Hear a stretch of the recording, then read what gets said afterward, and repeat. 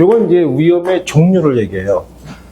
위험의 종류인데 거기 보면 부동산 투자에서 위험의 종류 중에서 가장 대표적인 게 이거 두 가지예요. 사업위험하고 금융위험이에요. 그죠? 자, 우리가 사업위험을 겪지하려면 어떻게 하면 돼요? 사업 안 하면 돼요. 자, 들어오세요. 여기 계신 분들이 다 같이 조금 기다려 주신 거예요. 네. 그래서 우리가 쉬고 지금 200페이지 위험의 종류 이제 시작하는 차례예요.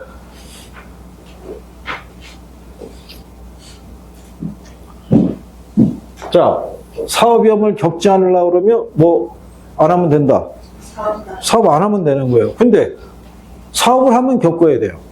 그죠? 피할 수가 없는 거예요. 그러면 투자자 입장에서는 이런 위험에 대처하기 위해서 분산 투자하는 거예요.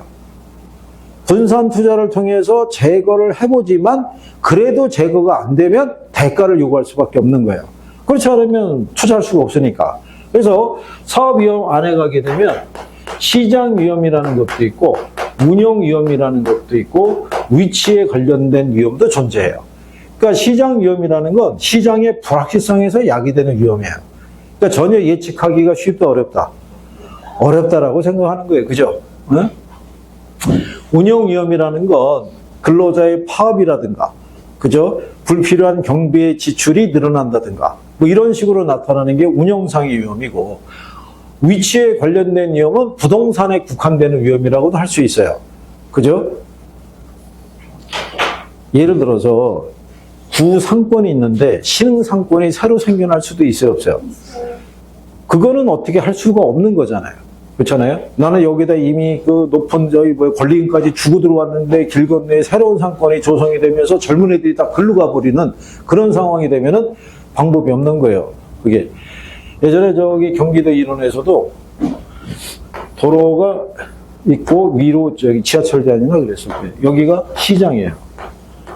근데 여기가 정비가 되면서 여기에 이제 딱 규격화돼서 이제 이렇게 가로 딱 되고 여기에 이제 상가들이 막 들어선 거예요. 그러면서 젊은 애들이 좋아하는 분위기가 쫙 펼쳐진 거예요.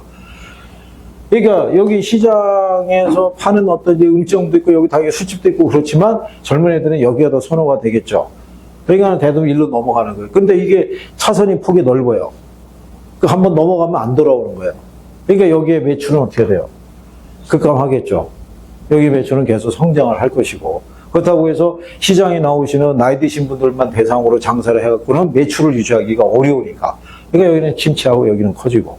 그러니까 그런 경우가 비일비재해요. 그래서 나중에 여러분들이 영업을 하실 때 그래서 그 장소 소개하는 게 쉬운 건 아니라는 거예요.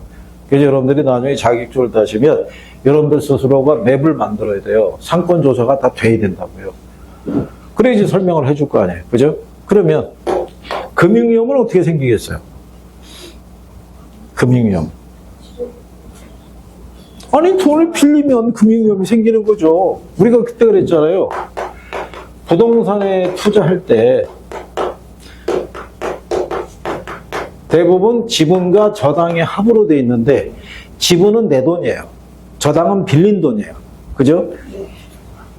돈을 빌렸을 때 발생하는 게 금융위험이에요. 그 우리가 돈을 빌리는 이유는 뭐겠어요? 지렛대 효과를 기대하기 위해서.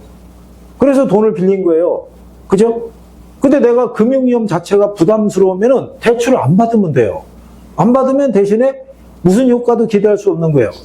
그렇죠? 지렛대 효과도 기대할 수가 없는 거예요. 그러면 투자자 입장에서 금융위험을 피할 수 있는 가장 좋은 방법은 뭐다? 대출을 안 받으면 되는 거예요. 무슨 말인지 이해하시겠나요? 응. 그 다음에 거기 보시면 법률적 위험이라고 돼 있죠.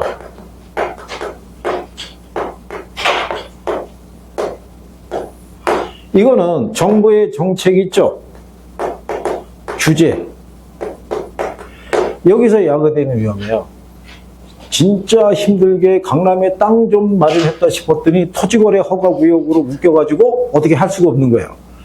간만에 큰 맘 먹고 집을 또 하나 추가로 매입을 했는데 갑자기 다주택자에 대해서 보유세를 갖다가 왕창 때리겠다는 거예요. 수익이 보장이 돼야 안 돼요? 안 될 거 아니에요. 그래서 발생하는 게 법률적 위험에 해당이 된다라고 보시면 돼요. 그 다음에 인플레 위험이 있어요. 자, 여기서 일단 여러분들 알아두실 거는 인플레가 발생하게 되면 여기서 시험에서 물어본 건 이거예요. 대출자가 있어요. 대출자. 여기서의 대출자는 금융기관 얘기예요.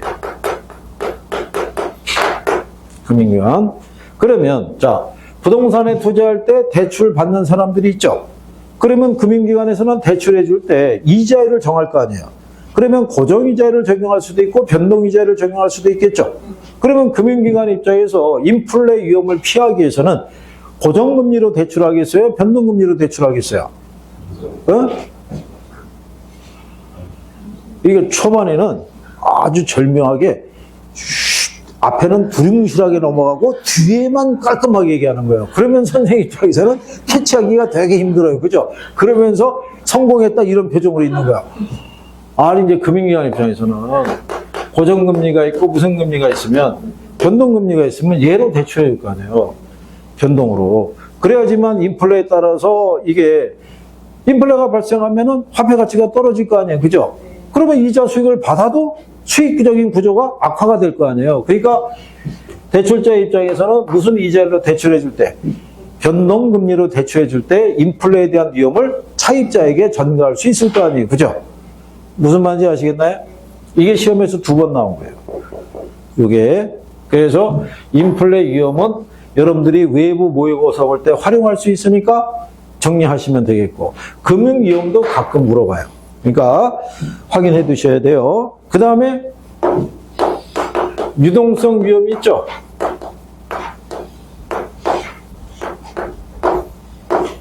유동성이 제일 좋은 게 현금이에요. 그죠? 현금. 우리가 이거 지난번에 설명할 때 이렇게 했어요. 아파트하고 주식이 있으면 어느 게 현금하기가 좋아요? 주식. 자, 아파트 10억짜리 있죠? 이거 500만 원에 내놓으면 바로 팔려 안 팔려요? 이거보다 더 빨리 팔리겠죠. 다만 광고 내면은 전화가 오겠죠. 진짜다. 그건 꼭 확인하겠죠. 그죠? 이게 유동성 위험이에요. 무슨 얘기냐면 부동산은 고가의 실물 자산이에요. 근데 내가 2월 20일까지 예를 들어서 6억을 상환을 해야 돼요. 그죠? 근데 10억짜리를 지금도 마찬가지잖아요. 보유세 강화한다 그러니까 지금 강남에 있는 뭐 20억, 30억짜리 물건들이 있죠? 1억을 낮춰서 매물이 나온 거예요. 매매가 돼야 안 돼요? 안 되는 거예요. 고가 자산인데 1억을 낮춘다고 사겠냐고요. 그죠? 그런데 20일까지 이거 못 막으면 부도예요. 그러면 현금할 수 있는 거는 얘를 처분하는 것밖에 없어요. 그 정이 급하면 어떻게 돼요? 6억에 던져야 돼요. 그래야지 현금화가 될 거 아니에요. 그러니까 내가 보유하고 있는 자산을 현금화하는 과정에서 발생하는 가치 손실 있죠? 거기서 발생하는 게 유동성 위험이라고요. 부동산에서는 이게 크다고요. 그죠? 예전에 우리나라가 IMF 겪었을 때 있죠? 지방 도시에 100억대 부동산 갖고 있는 사람들이 현금 2, 3억이 없어서 연쇄부동한 거예요. 100억대 부동산 있으면 뭐 하겠어요? 팔려고 내놓으면 팔리겠어요? 그렇다고 100억대 부동산을 2억, 3억에 팔 수는 없잖아요. 그러니까 많이 깎았겠죠. 그래도 매매가 안 된 거예요. 지금도 매물이 나오고 있지만 매수자가 지금 관망세로 돌아선 거예요. 왜? 또 떨어질 수도 있다고 보는 거예요. 뭐가 다가올수록. 5월이 다가올수록. 그렇지 않겠어요? 그러니까 그런 거예요. 그게 유동성 위험이라고 생각하시면 되는 거예요. 구별할 수 있으시겠어요? 그래서 거기 201페이지에 가면 상단 박스 있죠? 박스에 보시면 3번에 장래 인플레이션이 예상이 되는 경우 대출자는 고정이자율 대신에 변동이자율로 대출하기를 선호한다라고 되어 있죠? 시험에 이렇게 나왔던 거예요. 그걸 반대로 쓰면 틀리겠죠? 그리고 그 밑에 가면 투자자가 대상 부동산을 원하는 시기에 현금화하지 못할 가능성은 무슨 위험에 해당이 된다? 유동성 위험에 해당이 된다라고 되어 있는 거예요. 이런 식의 표현으로 인용이 된다라고 생각하시면 돼요. 무슨 말인지 이해하시겠어요? 자, 그 다음에 그 밑에 가면 총위험이라고 되어 있죠. 얘는 별표하는 거예요. 얘도. 그런데 얘는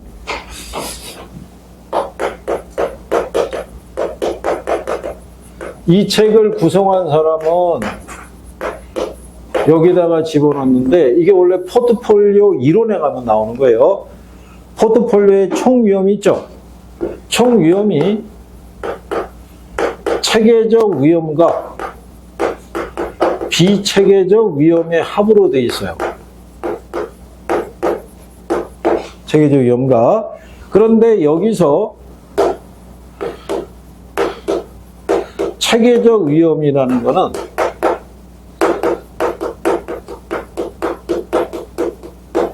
분산 투자라는 게 포트폴리오를 구성했다는 얘기예요. 분산 투자하더라도 얘는 피할 수 없는 위험이에요.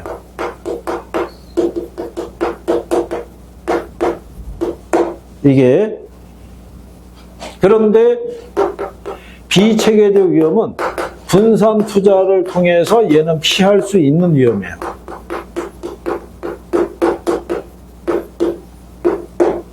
그러면 얘는 왜 피할 수 없는 위험이 되냐면 얘는 시장의 모든 자산에 영향을 줘요.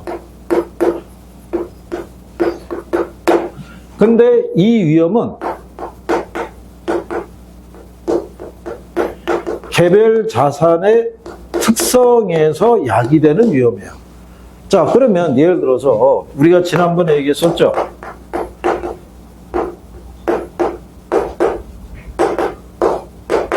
자, 내가 가지고 있는 자산을 A 자동차 회사, B 자동차 회사, C 자동차 회사에 투자했어요. 분산 투자를 했어요, 안 했어요? 이건 분산 투자가 아니죠. 다 자동차 산업이잖아요. 자동차 산업이 호황이면 수익이 커지지만 자동차 산업이 불황이면 망할 거 아니에요. 그러니까 일반적으로 사람들은 위험을 피하기 위해서 전자라든가 아니면 철강이라든가 이런 식으로 산업군을 달리해서 투자하는 거예요. 그러면 어느 산업에서 만약에 리스크가 있더라도 다른 산업에서 벌어들이는 수익과 갖고 리스크를 줄여갈 수 있어요, 없어요? 있을 거 아니에요. 그게 비체계적 위험이에요. 그래서 투자자는 이렇게 위험과 수익의 크기가 서로 다른 둘 이상의 자산의 분산 투자함으로써 위험을 줄여가는 거예요. 그렇죠? 그런데 이렇게 나눠서 투자했더라도 시장에서 이자율이 상승하면 이건 모든 산업에 영향을 줄 수 있어요, 없어요? 이게 체계적 위험이에요. 그러니까 분산 투자하더라도 더 이상 제거가 안 되는 거예요. 그러면 투자자 입장에서는 이 부분에 대한 대가를 수익률에 가산을 해야 돼요. 이것까지 내가 감수하고 투자하니까 그 부분에 대한 대가는 충족이 돼야지만 나는 투자할 수 있다라고 얘기하는 거예요. 그래서 나중에 우리가 요거 수익률의 구성을 배웠을 때 얘가 무위험률 플러스 위험 할증률이 있어요. 요때 요 위험이 뭐냐면 체계적 위험이에요. 피할 수 없는 거. 그러니까 투자자가 투자하기 위해서 요구하는 수익률에는 내가 제거할 수 없는 위험에 대한 대가가 가산된 수익률을 요구할 수밖에 없는 거예요. 그런데도 그거 이상의 수익을 기대할 수 있으면 투자자는 위험을 감수하고 투자할 수 있다. 이런 얘기인 거예요. 무슨 말인지 이해하시겠나요? 그래서 체계적 위험과 비체계적 위험은 시험에서 꾸준히 인용이 돼요. 그러니까 정확하게 이해를 해줘야 돼요. 그죠? 이걸 왜 꾸준히 내냐면 시험장에 시험 보러 들어오는 사람들이 공부가 충실히 된 사람들은 많이 없어요. 대부분 자기가 갖고 있는 상식으로 들어온 사람도 많다고요. 우리가 상식적으로 접근하면 체계적이 있고 비체계적이 있으면 어느 게 문제가 많아 보여요. 그러니까는 잘 내는 거예요. 그러면 또 잘 속아 넘어가요. 그러니까 계속 내는 거예요. 계속. 이런데 틀리면 된다, 안 된다? 안 되는 거예요, 이거는. 자, 그래서 그렇게 여러분들이 구별하시면 되겠고. 그러면 이제 뒷장으로 넘어가면, 자, 투자자 입장에서는 위험에 대한 대가를 요구하는 게 수익률이에요. 그죠? 그 수익률이 등장하는 거예요. 그래서 투자자가 투자를 할 것인지 말 것인지를 결정할 때 가장 중요한 변수로 쓰는 게 수익률이에요. 그죠?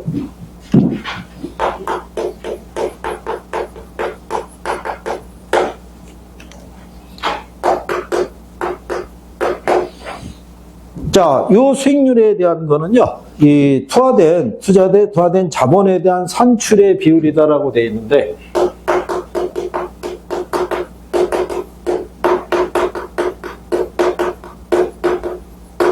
투자 자본분의 투자 수익의 크기를 백분율로 나타낸 거예요. 그죠?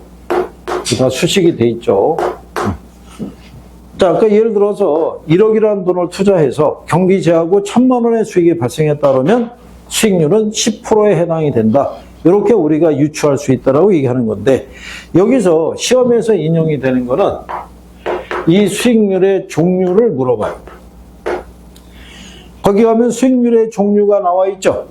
예. 그래서 처음에 나오는 게 기대 수익률이에요. 기대 수익률의 또 다른 표현을 내부 수익률이라고도 얘기를 해요. 엄밀히 말하면 같은 건 아니에요. 같은 건 아닌데 중개사 시험에서는 같다고 취급을 해줘요.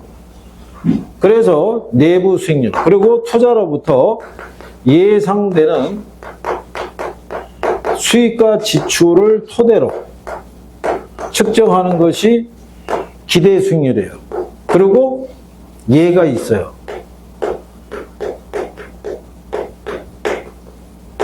요구 수익률이. 요구 수익률이라는 건 외부 수익률이라고도 얘기를 해요. 이거는 투자자가 투자를 하기 위해서 충족되어야 할 최소한의 수익률이에요.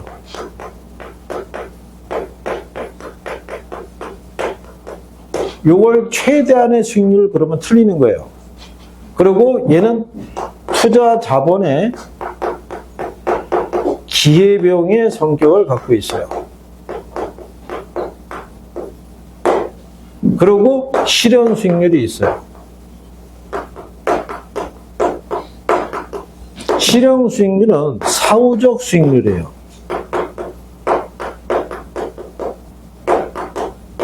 얘는 투자의 결과로 나타나는 거예요. 그래서 여기 기대 수익률과 요구 수익률은 사전적 수익률이에요. 그래서 여기서 우리가 알아둬야 될 게, 거기 뒤로 넘어가시면 204페이지에 하단을 가면 투자 균형이라고 돼 있죠. 하단에 큰 네모 그 3번이 있잖아요. 바로 투자 균형이라고 돼 있죠. 거기다 별표하는 거예요.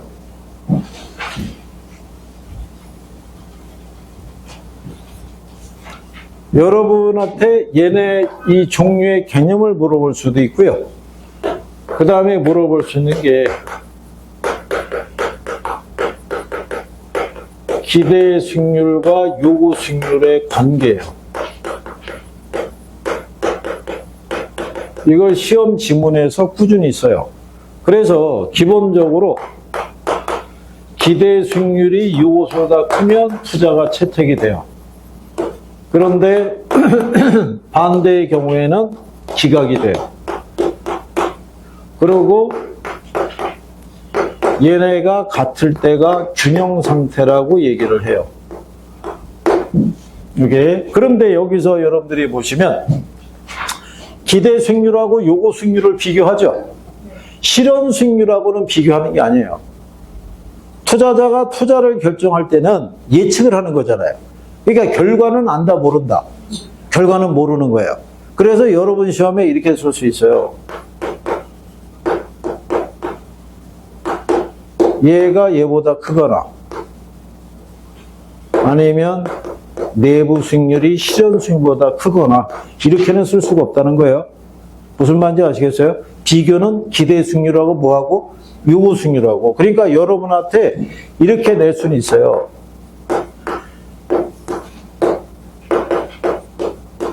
이렇게는 낼 수 있다는 거예요. 부동산 이 학에서는 얘네들을 같은 거라고 보니까. 그러니까 기대 수익률이 요것보다 크거나 내부 수익률이 요것보다 크면은 투자자는 위험을 감수하고 투자할 수 있다. 이렇게 얘기하는 거예요. 우리가 지난번에 이거 설명해 드린 거 기억하시죠? 그래요. 표정을 보니까 기억이 없어요. 여기 10억짜리 부동산인데 경비를 제하고 1억의 수익을 기대할 수 있대요.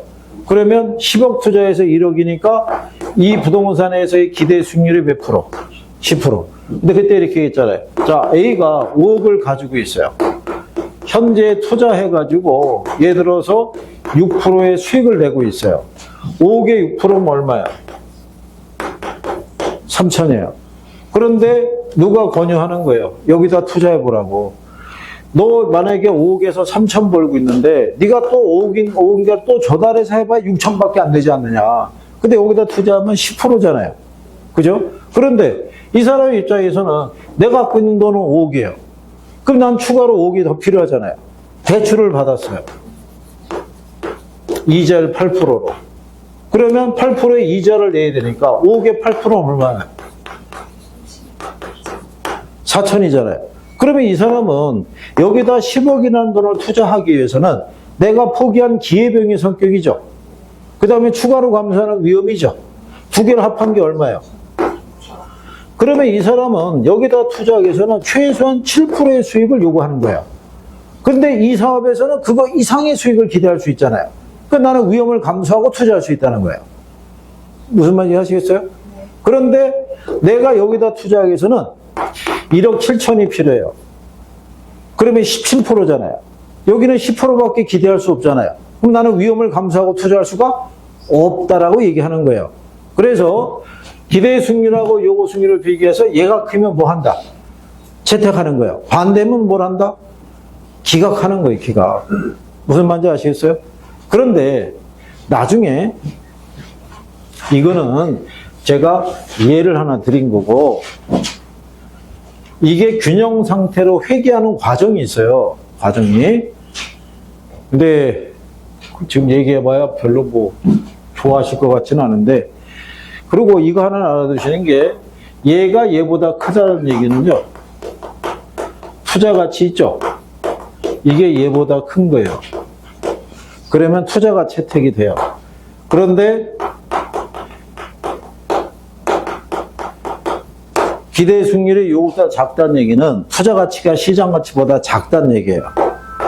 이게 같다는 얘기는 투자 가치하고 무슨 가치도 시장 가치도 같다는 의미예요. 이게 그래서 이렇게 보시면 돼요. 기대 수익률이 요거보다 클 경우에 투자자는 투자 가치가 있는 것으로 판단이 된다. 그럼 맞는 표현인 거예요. 무슨 말인지 아시겠나요? 여기서 투자 가치는 투자자의 주관적 가치예요. 시장 가치는 시장에서의 객관적 가치인 거예요. 이게 어디에서 인용이 된 거냐면 이게 효율적 시장 논리에서 인용이 된 거예요. 이게 예를 들어서 지난번에 얘기했잖아요. S전자가 주당 예를 들어서 7만 원이에요.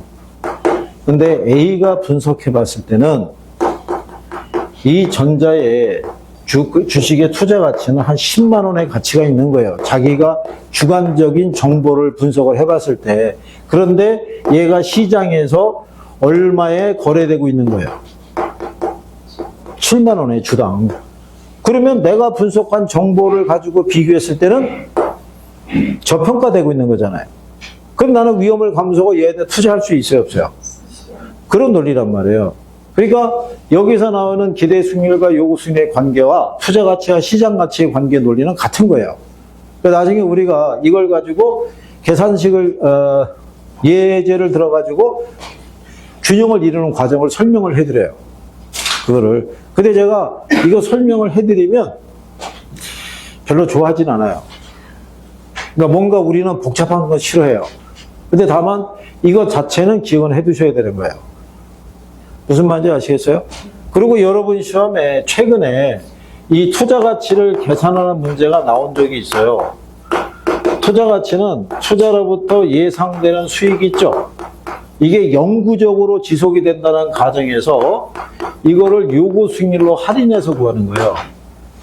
투자 가치는 여기에 요구 수익률이 할인율인데 할인율은 미래 수익을 현재 가치로 바꿔주는 역할을 하는 거예요. 그래서 여러분에게 예상 수익이 1,000만 원이고요. 요구 수익률이 예를 들어서 10%일 때 예상 수익이 1,000만 원이고 요구 수익률이 20%일 때 있죠.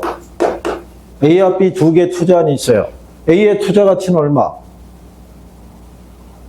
자, 참고로 힌트를 드린다 그러면 요구 수익률이 할인율이라고 그랬죠. 얘가 만약에 10%를 주죠. 이 수익의 10배를 생각하시면 돼요. 몇 배를? 10배. 10%일 때. 그러면 투자 가치는 1000에 10배면 얼마예요? 1억이에요, 1억. 계산기로 1,000만 원 있죠? 할인율을 해야 되니까 소수로 바꿔야 될 거 아니에요? 100분의 10이니까 0.1이죠? 계산하면 1억 나와요, 1억. 이렇게. 어? 그러면 얘가 20% 아니에요? 얼마 나오겠어요? 어? 그러면 안 된다고 그러네요. 이게 예전에 여러 시험에 기출로 나왔던 거예요. 기출로 나와서 1번이 200, 2번이 2000, 3번이 2억, 4번이 5000. 얘가 답인 거예요, 얘가. 5000이. 할인율이 커지면 가치가 작아진다고요. 여러분이 갖고 있는 폰을 활용해서 1,000만 원 있죠? 20%니까 100번이니까 0.2죠? 그러면 얘가 5,000이라고 나온다고요. 이게 오래전에 여러분의 기출이었어요. 이게. 그래서 근데 요거는 알아두셔야 되는 거예요. 얘하고 얘하고는 비례하지만 얘하고 얘하고는 반비례하는 거예요. 무슨 말인지 아시겠어요? 수익이 일정할 때 요거 수익이 커질수록 가치는 작아지는 거예요. 네? 그 정도까지만 더하면 또 싫어할 거 아니에요. 응? 결국은 여러분들이 하기 나름인 거예요. 이거를. 그래서 투자론을 힘들어하는 게 뭐냐면 이론의 용어도 낯선데 중간중간에 계산 논리가 있는 거예요. 그러니까 버거운 거예요. 그래서 선생님이 뭐라고 그래요? 계산 안 해도 된다고요. 제가 뭐 계산하라고 그랬어요? 이거 안 해도 된다고요. 아니 용어라도 정리해 달라는데 그것도 안 하면 뭔가 딴 마음이 있는 거죠. 그죠?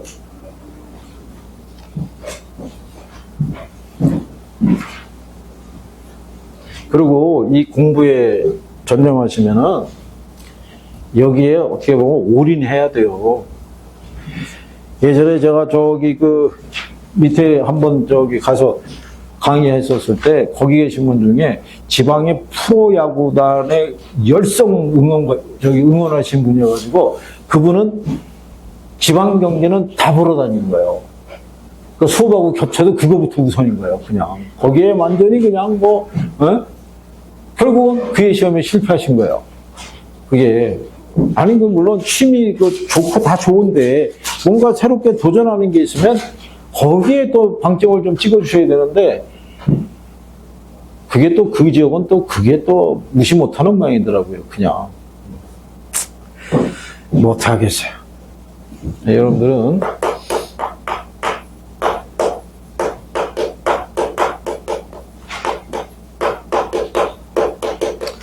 그 다음에 여러분들이 거기 그 206페이지 있죠? 206페이지 가면 박스 나와 있죠? 거기 하면 위험에 대한 투자자들의 태도라고 돼 있죠? 이게 원래 조금 더 큰 제목이 위험과 수익의 관계예요. 관계에서 제일 처음에 나오는 게 위험에 대한 투자자의 태도 또는 행동을 얘기를 해요. 자, 위험에 대한 투자자의 행동 중에 보게 되면 투자자들이 위험 혐오적인 행동을 해요. 투자자들의 위험 혐오적인 행동이 있죠. 거기 뭐라고 해놨어요? 기대 수익률이 동일한 두 개의 투자 대안이 있을 때 투자자들은 대부분 덜 위험한 쪽을 선택하려고 할 것이다 이렇게 돼 있죠. 그거를 투자자들의 위험 혐오적인 행동이라는 거예요. 두 개의 투자 대안에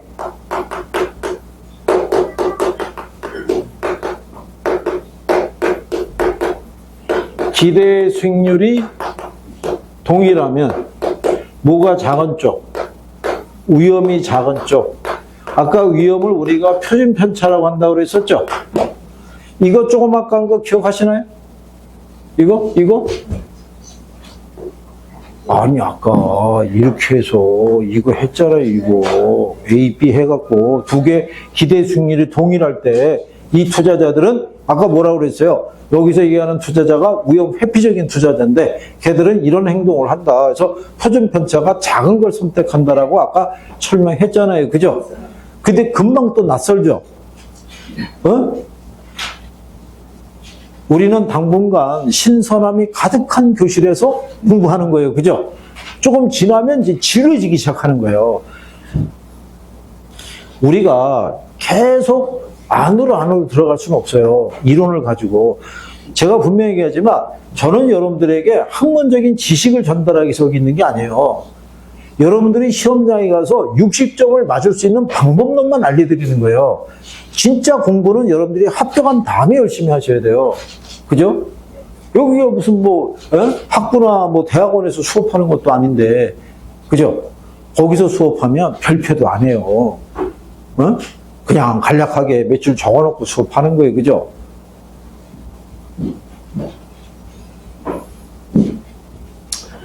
자, 그러면 위험 혐오적인 행동을 하는 이 투자자 있죠?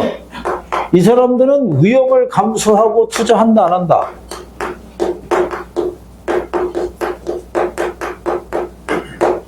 이 사람들도 위험을 감수하고 투자해요. 어떨 때 위험을 감수하고 투자한다라고 얘기를 해요. 거기 보면, 자, 이 지문 3번에 이렇게 돼 있죠? 위험 혐오적인 투자자랄지라도 감수할 만한 유인책이 있는 위험이거나 피할 수 없는 위험일 경우에는 투자자는 기꺼이 이를 감수한다고 돼 있죠. 그런데 자, 감수할 만한 유인책이 있죠. 유인책이 뭐겠어요? 응? 대가라고 해요. 대가. 옛날에 번역을 유인책이라고 한 거예요. 응? 그래서 우리는 기대 수익률과 요구 수익률을 비교하잖아요. 뭐가 크면 투자해요? 기대 수익률이. 그 대가가 주어지면 위험을 감수하고 투자할 수 있다는 거예요. 그 다음에 피할 수 없는 위험일 때는 기꺼이 이를 감수한다고 돼 있죠. 아니 그거를 기꺼이 감수하고 투자하는 사람이 어디 있겠어요? 거기도 뭐를 요구하는 거예요? 반드시 높은 대가를 요구하는 거예요. 무슨 말인지 아시겠어요? 대가가 주어지지 않으면, 내가 위험을 감수할 만한 대가가 주어지지 않으면 투자자는 굳이 위험을 감수하고 투자할 이유가 없다라는 얘기예요. 이해하시겠어요? 그래서 여러분들이 기대 수익률과 요구 수익률에 관한 이런 걸 배운 거예요. 그죠? 그러면 이 투자자의 유형을 보면 위험 회피적인 투자자가 있고 위험 중립적인 투자자가 있고 위험 선호적인 투자자가 있을 때 가장 합리적인 투자자가 누구다? 가장 합리적인 투자자가 얘잖아, 얘. 위험 회피적. 아니 거기 계속 위험 회피적이다 라고 계속 돼 있잖아요. 그죠? 위험 회피적, 위험 기피적이라고도 얘기를 해요. 이거 처음에 물어보면요 대부분 여기로 가요. 중립적이라고. 얘는 뭔가 비겁해 보이고 얘는 뭔가 애가 좀 무리가 있는 애 같고 얘가 그래도 좀 안정적이라고 그래서 얘를 많이 선택을 하는 거예요. 그래서 위험 회피적, 위험 기피적이라고도 얘기를 해요. 얘도 위험 선호적, 위험 추구적인. 이것도 번역상의 차이예요. 위험 회피적이라고 번역한 학자가 있고 위험 기피적이라고 번역한 학자가 있는 거예요. 위험 중립적인 사람은 어떤 위험도 감수하지 않는 사람이에요. 은행 정기예금 이자율 있죠? 이것만 보고 투자 운용하는 사람이에요. 그 다음에 위험 선호적인 사람은 갬블러예요. 여러분들이 왜 복권 사본 경험 있으신가요? 로또 같은 거? 그런 투자자예요. 그거는 내가 샀을 때, 복권을 샀을 때 될 확률보다는 뭐가 커요? 안 될 확률이 큰 거예요. 그냥 일주일 즐기는 거예요. 그냥. 만약에 운이 좋아서 내가 산 금액만큼 당첨이 되면 만족하는 거고, 물론 그 이상이 나오면 덜 나위 없이 좋은 거고, 떨어진다고 해서 크게 낙담하거나 그러지도 않는 거예요. 여기서 얘기하는 투자자는 이거 얘기하는 거예요. 이 사람이 이런 행동을 하는 거예요. 혐오적인 행동을. 그러니까 이 사람은 자기가 부담하는 위험에 대해서는 반드시 뭐를 요구한다. 이걸 요구하는 거예요, 대가. 이게 충족이 안 되면 투자 안 하는 거예요. 그래서 이 투자자의 위험을 내가 감수하는